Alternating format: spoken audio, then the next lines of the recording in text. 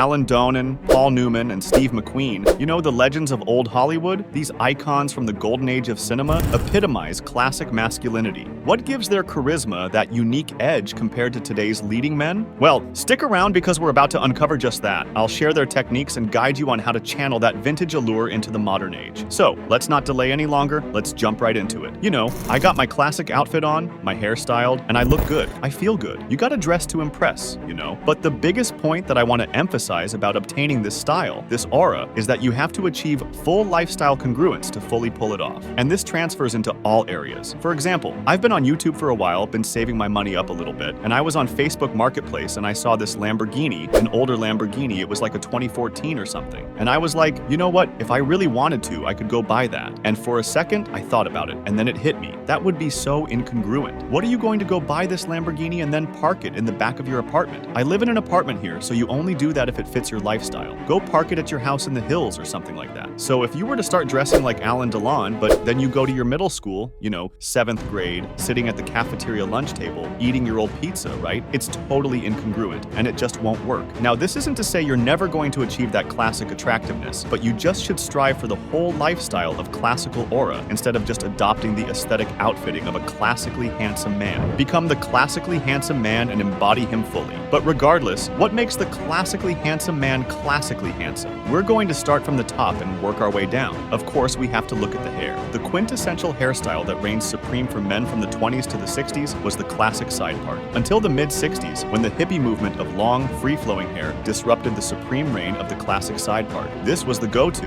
What it comes down to is at least 4 inches on the top, an inch on the sides, and an inch or under on the back. This is what is needed to obtain the classic side part. No fades, no tapers, no skin fades or anything like that. Just good old-fashioned, naturally groomed hair. Now, once you have the hair, whether you got it from Keeps or elsewhere, then you style it. And the go-to styling product that men used in the early 1900s was pomade. And this was basically the only thing available back then. So this is what they used. However, this is more shiny than what us guys are tending to use today. Now, you can achieve this hairstyle with less shine with something like a paste or a clay. So it's up to you, whatever you want to use. I personally think that the slick back and the middle part also kind of give off the classically handsome look, which you can try if you so please. And one more thing when it comes to the hair is that a pillar of the classically handsome look is to be completely clean shaven. When you got a beard going, you got facial hair. It just looks kind of scrubby and shaggy and unkempt. So I even shaved just for this occasion. Now we move down a little bit, and the next thing, of course, is style. When it comes to style, obviously it's a suit, and the pillar of the suit is the jacket, right? Whether it's always a cotton or tweed blazer. As your overcoat, undershirt was always something like a cotton tweed or knit sweater or turtleneck or button down, of course. And one of the most important elements is that it's always monochromatic. Same color dress pants as your blazer. No mismatching like we do today where we'll have maroon pants with your khaki shirt. It's always the same color top and bottom. Quite boring, you would, as you might notice. But where you make the statements is subtly with your accessories, whether it's your watch, your belt, your shoes, your pocket square. Unfortunately, I couldn't find my every pocket square, so I feel quite naked, but it is what it is. Now, to get some staples for your classic gentleman wardrobe, you don't have to drop your whole wallet on it. You can get some of these things at inexpensive places like H&M, Zara,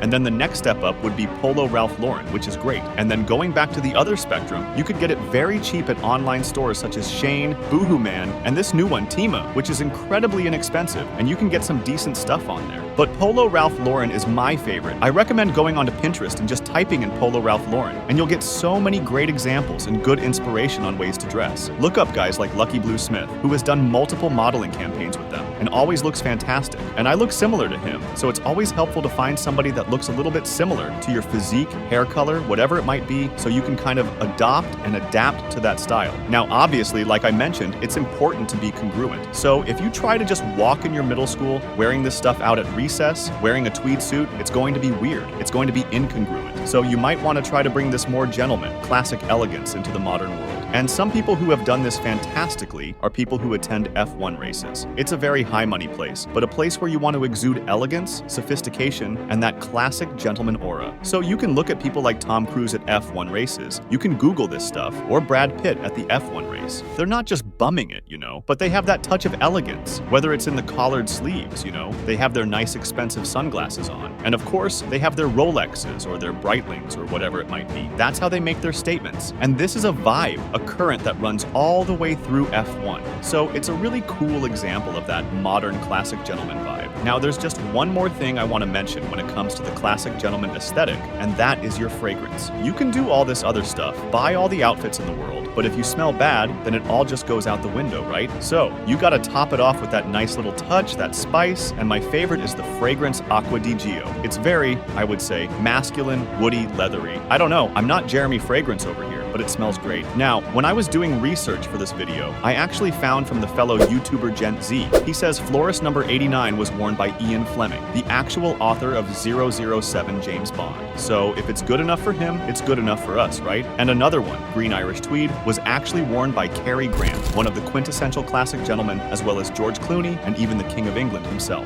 So that's pretty epic and definitely worth giving a try if you want to achieve that same kind of aura, that same vibe. So guys, this is all I have for you today. Like I said, it's all about congruence. Be bold, but be congruent. Become the man himself, don't just look it. If you haven't already subscribed, turn notifications on, and until next time.